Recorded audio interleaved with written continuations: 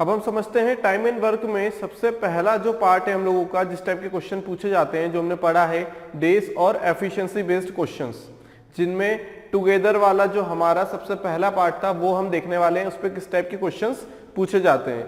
तो सबसे पहला क्वेश्चन है हम लोगों का, हम क्वेश्चन का यूज करके हम समझेंगे, क्वेश्चन के जरिए समझेंगे कि किस टाइप से हमें क्वेश्चन को सॉल्व करना है। ठीक है, अब देखो पहला क्वेश्चन क्या है, if A and B can separately do a piece of work in 6 days and 12 days respectively, how long will they together take to do the work? मतलब हमें बताया गया है कि अगर किसी कार्य को, किसी काम को करने के लिए, देखो यहां तो लिखा हुआ अ पीस ऑफ वर्क, मतलब काम क्या है एक। जितने भी टाइम में वर्क हम क्वेश्चंस करेंगे, हमें ऐसा नहीं बोला गया होगा कि 20 बिल्डिंग्स 20 फ्लोर, हमें सिर्फ वर्क के लिए बोला गया होगा कि इतना यूनिट वर्क है। To do a piece of work in 6 days and 12 days respectively, मतलब ए को कितना दिन लगेगा उस काम को करने के लिए। अभी उस काम का हमें पता नहीं है कि वो कौन सा काम है, कितना यूनिट का काम है, हमें नहीं पता है कुछ भी। हमें जो कंडीशन दी गई है सिर्फ इतना बताया गया है कि ए को उस काम को करने के लिए 6 दिन लगेंगे और बी को उसी काम को करने के लिए 12 दिन लगने वाले हैं। इसका मतलब क्या है, एक फॉर्मूला है, देखो जो फॉर्मूला एफिशिएंसी के लिए हमने पढ़ा था, एफिशिएंसी क्या होगी, वर्क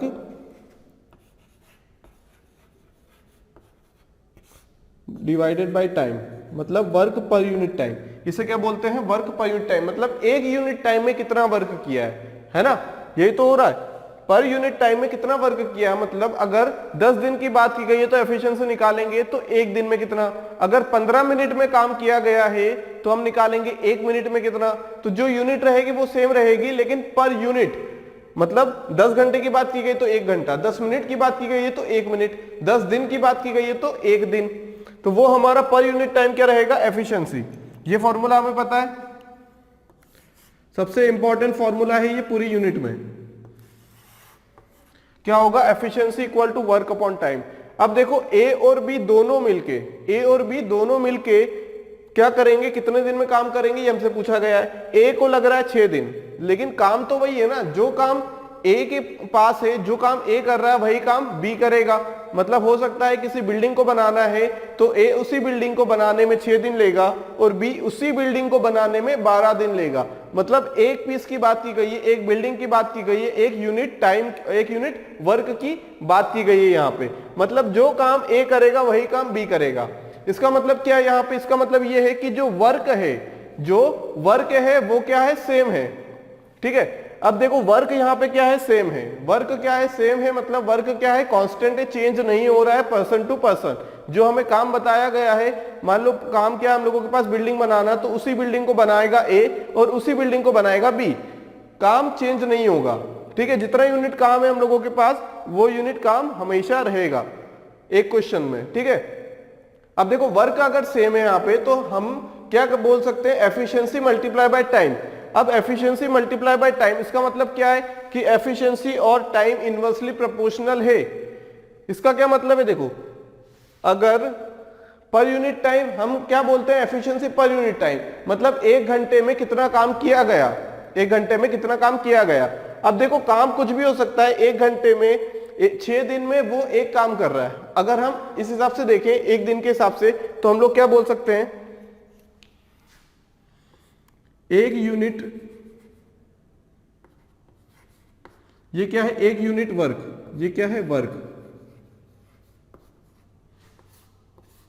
अगर एक यूनिट वर्क को करने में ए को कितना लग रहा है, 6 दिन लग रहा है। किसकी बात की गई है, अभी ए की बात की गई है। कितना दिन लग रहा है, 6 दिन। तो एक दिन में कितना काम होगा, यही तो होगी एफिशिएंसी। यही क्या होगी, एफिशिएंसी। एक दिन में, यहां भी एक की बात की गई है, एक दिन में कितना यूनिट काम करेगा वो, 1 डिवाइडेड बाई 6। और यही क्या होगी हम लोगों की, यही क्या हो जाएगी हम लोगों की, efficiency of A. Efficiency of A, बात समझ में आ गई। अगर हम वही किसकी बात करें, अगर बी की बात करें, तो बी के पास भी 1 यूनिट काम है, क्योंकि काम तो सेम रहेगा, चाहे 1 यूनिट ले लो या 10 यूनिट ले लो, दोनों के लिए काम सेम रहेगा। कितने दिन में करता है ये, 12 दिन में, 12 डेज। किसकी बात की गई है, बी की। अब एक दिन में कितना काम करेगा, यही तो एफिशिएंसी होगी, यही क्या होगी पर यूनिट, यही क्या होगी एफिशिएंसी हो जाएगी। एक दिन में कितना होगा 12 यहां आ जाएगा यूनिटरी मेथड, तो 1/12 यूनिट। बात समझ में आ गई। अब देखो एफिशिएंसी किसकी ज्यादा है, एफिशिएंसी किसकी ज्यादा है, क्या 1/6 बड़ा है या 1/12? ये एफिशिएंसी किसकी है, बी की एफिशिएंसी। एफिशिएंसी कार्य करने की क्षमता, कितना काम वो कर सकता है एक दिन में, एक घंटे में, एक सेकंड में। अब देखो दोनों में से बड़ा कौन है, ए बड़ा है या बी बड़ा है? एफिशिएंसी किसकी ज्यादा है, जिसका, अब हमने पढ़ा था किसमें, फ्रैक्शन वाले यूनिट में, कि जिसका देखो न्यूमरेटर तो सेम है, तो जिसका डिनोमिनेटर छोटा है वो क्वांटिटी बड़ी होगी। अब डिनोमिनेटर जिसका छोटा है 6 वाले का, ए का छोटा है डिनोमिनेटर, तो क्या हो जाएगा, ए बड़ा हो जाएगा। इसका मतलब हम कंक्लूजन क्या निकाल सकते हैं, efficiency of A is greater than efficiency of B. Efficiency of A is greater than efficiency of B, मतलब ए की काम करने की क्षमता बी से ज्यादा है, मतलब एफिशिएंसी ऑफ ए ज्यादा रहेगी बी की। अगर हम सेम टाइम दे दे दोनों को, अगर हम सेम टाइम दे दे दोनों को, तो ज्यादा काम कौन करेगा, ए करेगा, ज्यादा काम कौन करेगा, ए करेगा। बात समझ में आ गई। या फिर हम ये बोल सकते हैं, अगर एक काम को करने के लिए हम दोनों को बोल दें कि आप इस काम को करिए, तो जल्दी कौन करेगा, ए। पर यूनिट टाइम, पर यूनिट टाइम किसकी एफिशिएंसी ज्यादा है, किसका रेट ज्यादा है, काम करने का रेट किसका ज्यादा है, जिसका रेट ज्यादा होता है वो जल्दी पहुंच जाता है। टाइम स्पीड डिस्टेंस में ये पढ़ा है ना कि जिसका रेट ज्यादा है, जिसकी स्पीड ज्यादा है उसको कम टाइम लगेगा, तो जिसकी एफिशिएंसी ज्यादा है उसको उसी काम को करने के लिए कम टाइम लगेगा दूसरे वाले से जिसकी एफिशिएंसी कम है। बात समझ में आ गई। अब देखो efficiency of A is greater than efficiency of B.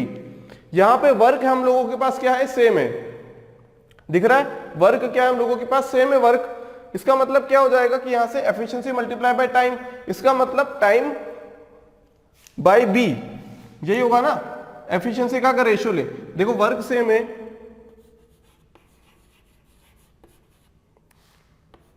Work is constant मान लेते हैं, सेम मतलब कांस्टेंट, वर्क कांस्टेंट है दोनों के लिए, तो efficiency of A multiply by time taken by A, efficiency of B multiply by time taken by B, constant हो जाएगा, है ना। वर्क कांस्टेंट है तो N1 T1 या फिर Na Ta is equal to NB TB। अब अगर रेशियो ले हम लोग, किसका रेशियो, Ta अपॉन TB का, तो NB upon Na, NB upon Na। अब Na बड़ा है, डिनोमिनेटर बड़ा है, तो ये पूरी टर्म क्या होगी, 1 से छोटी होगी, 1 से क्या हो जाएगी, छोटी हो जाएगी, तो Ta अपॉन TB भी 1 से छोटा हो जाएगा। इसका मतलब हम लोग क्या बोल सकते हैं, Ta is less than TB। हम उल्टा चल लिए, Ta is less than TB। देखो अब यहां से हमें ऑलरेडी दिख रहा है कि Ta, एक काम करने के लिए Ta को 6 दिन लगते हैं और B को 12 दिन लगते हैं, दिख ही रहा है, ये 6 से 12 है। हमने क्या देखा, अगर टाइम हमारे पास कम है तो हमें हमारी एफिशिएंसी ज्यादा होगी, या फिर हम ये बोल सकते हैं कि अगर हमारी एफिशिएंसी ज्यादा है तो उसी काम को करने के लिए हमें कम टाइम लगेगा। बात समझ में आ गई।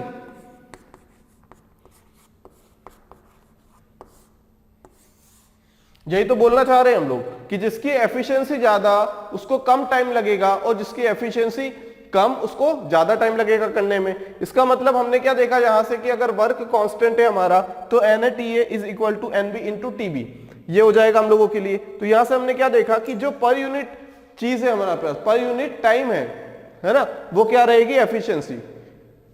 ठीक है, वर्क पर यूनिट टाइम एफिशिएंसी है। अब देखो यहां पे अगर हम 1 की जगह, अब 1 क्या है हमारा, वर्क है, हमने मान लिया है 1 यूनिट वर्क है।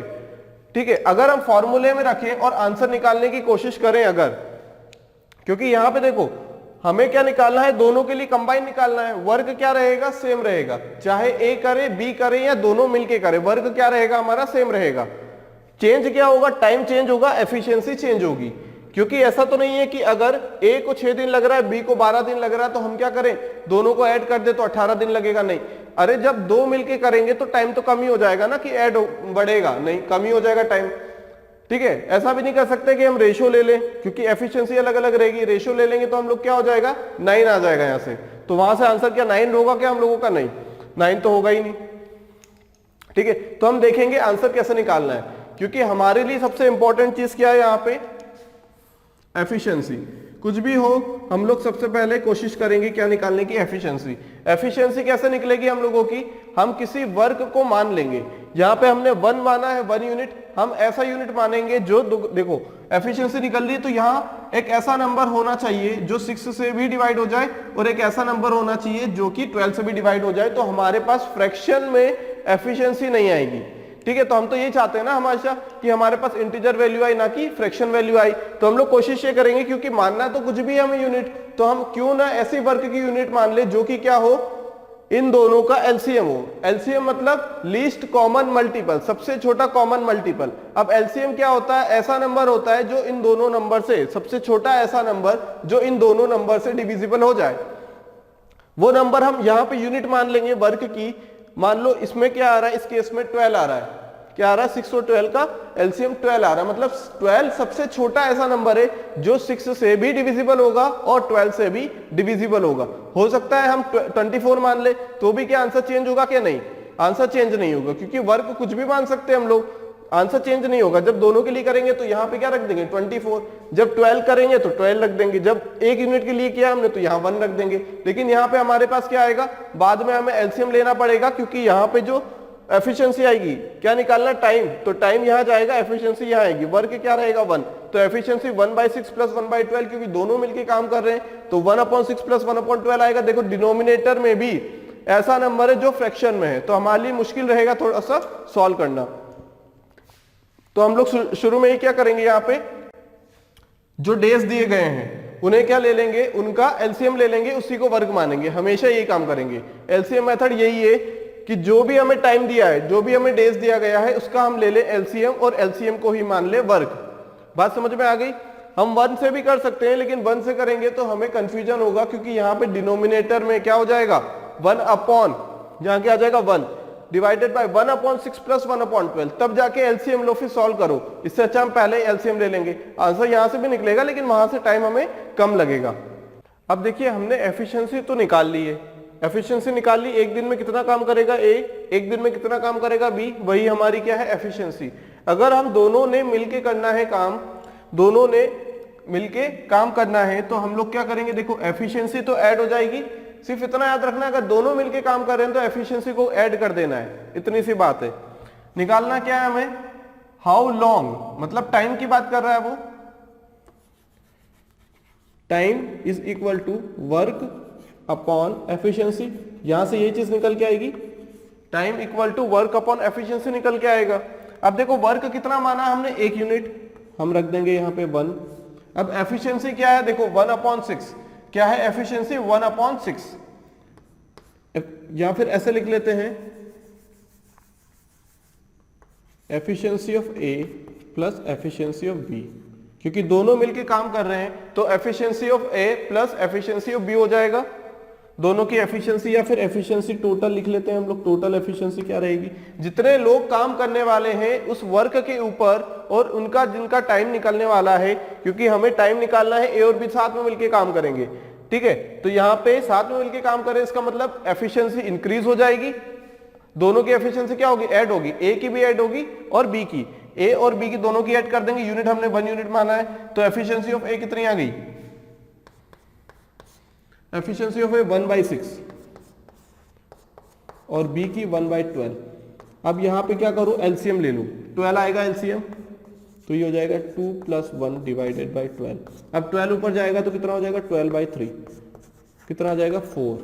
अब ये क्या है डेज, टाइम निकाला ना हमने, टाइम किस में आता है, डेज में आएगा, तो 4 डेज हमारा क्या रहेगा आंसर।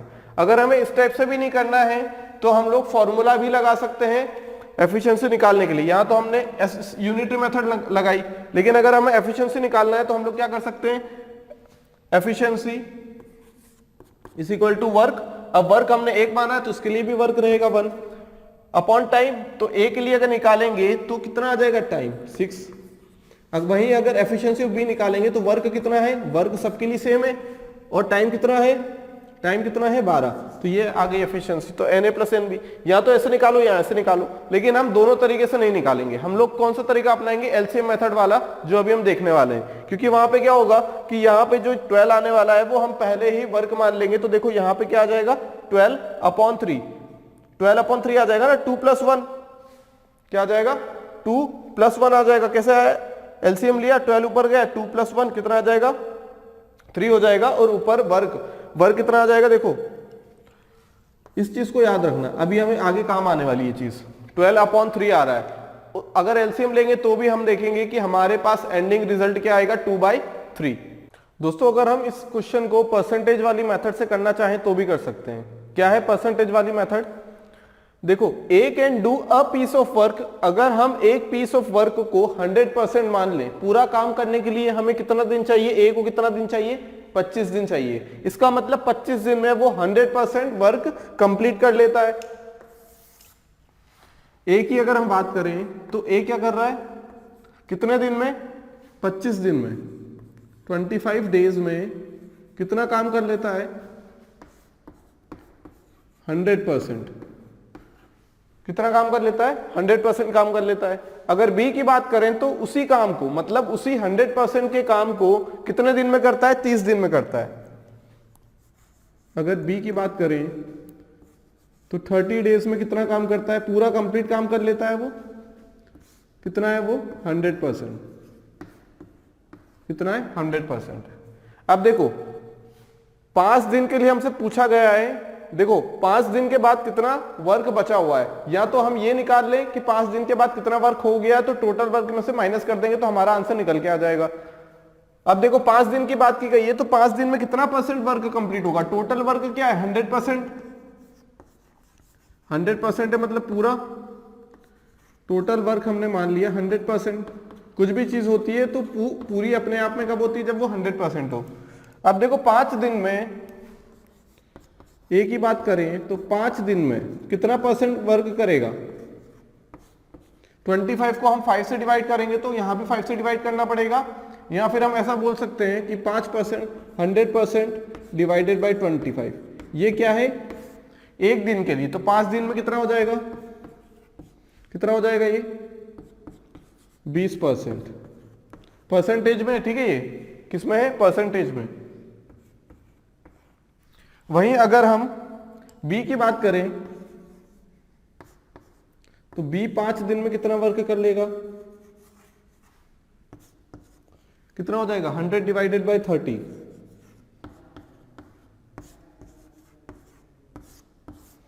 मल्टीप्लाई बाय कितना हो जाएगा ये 5, तो ये कितना हो जाएगा, ये कितना हो जाएगा 0 से 0 कैंसिल हो जाएगा, यहां पे 50/3 कितना हो जाएगा 50/3।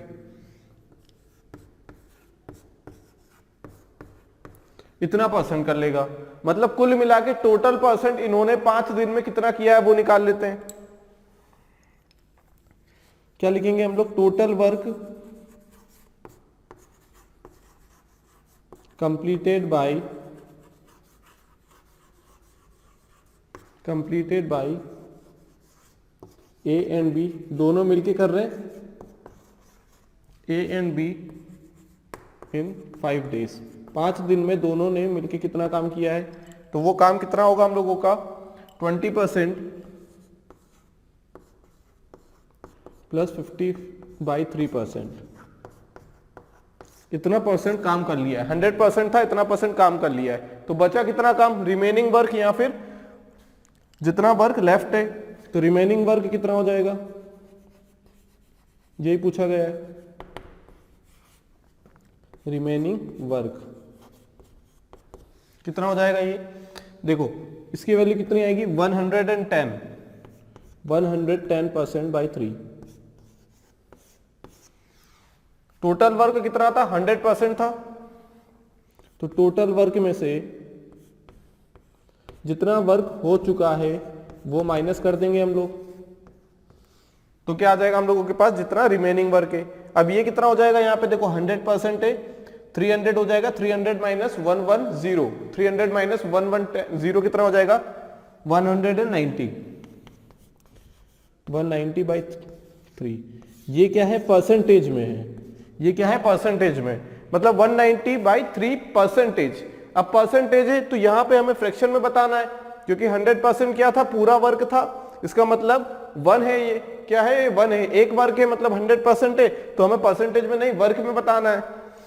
तो वर्ग में बताएंगे तो हम लोग क्या लिखेंगे, यहाँ पे 100 से डिवाइड करेंगे,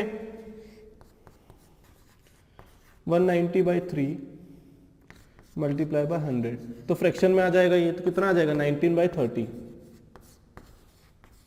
19/30 क्या रहेगा हमारा आंसर, 19/30। बात समझ में आ गई। यहां से भी ये पार्ट आ जाएगा हम लोगों के पास, और यहां से भी आंसर निकल के आ जाएगा परसेंटेज वाली मेथड से। परसेंटेज देखो, किसी भी वर्ग का परसेंटेज पूरा 100% है, इसका मतलब वो पूरा एक वर्ग है। अगर हमसे 50% के बारे में बोला जाता या हाफ वर्ग के बारे में बोला जाता तो हम लेते 50%। यहां पे परसेंटेज वाली मेथड क्या बोलती है कि देखो, A can do a piece of work, अगर हमने एक पीस ऑफ वर्क को 100% मान लिया है, एक पूरे कार्य को, एक पूरे काम को हमने 100% मान लिया, क्योंकि वो अपने आप में ही क्या है, पूरा है, ठीक है। तो पूरी वैल्यू के लिए हम लोग क्या देते हैं, 100% देते हैं। अगर ए 25 दिन में 100% काम कर लेता है, या फिर अ पीस ऑफ वर्क मतलब 100% पूरा काम कर लेता है, पूरा एक काम कर लेता है, मतलब 100% कर लेता है, बी 30 दिन में उस 100% के काम को कर लेता है। अब टोटल वर्क हम लोगों ने क्या निकाला, 100%, मतलब अ पीस ऑफ वर्क कितना है, 100% है। अब ए 5 दिन में कितना करेगा, ये बोला गया है, तो ए 5 दिन में कितना करेगा, जब 25 दिन में 100 करता है तो एक दिन में कितना करेगा, 100/25 मतलब 4, तो 5 दिन में 20 कर लेगा। 5 दिन में जब बी की बात की गई है तो 30 डेज में 100% काम करता है, तो एक दिन में 100/30 करेगा, तो 5 दिन में कितना करेगा, मल्टीप्लाई बाय 5 मतलब 50/3 वर्क करेगा, 50/3 परसेंटेज वर्क करेगा, ठीक है। तो total work completed by A and B in 5 days, तो कितना परसेंट वर्क कंप्लीट कर चुके हैं, 20% ए ने कर दिया, बाकी 50/3% किसने, बी ने कर दिया। तो टोटल कुल मिला के 110/3% वर्क कंप्लीट हो चुका है। अब बचा कितना, कितना वर्क था, 100% वर्क माना था हमने, तो बचा कितना, जितना काम हो चुका है उसे माइनस कर देंगे 100 में से, कितना बचेगा, 190/3%। परसेंटेज की बात आ गई यहाँ पे, लेकिन हमें फ्रैक्शन में चाहिए, पार्ट चाहिए हमें, तो क्या करेंगे, परसेंटेज को फ्रैक्शन में कन्वर्ट करने के लिए हम लोग 1/100 से डिवाइड करेंगे, सॉरी 100 से डिवाइड करेंगे या 1/100 से मल्टीप्लाई करेंगे। तो ये हमने क्या किया, 100 से डिवाइड कर लिया परसेंटेज को फ्रैक्शन में कन्वर्ट करने के लिए। कितना आएगा आंसर हमारा, 19/30। तो ये रहेगा परसेंटेज वाली मेथड, और ये रहेगी हमारी बेसिक सी मेथड जो हम अब करते आ रहे हैं।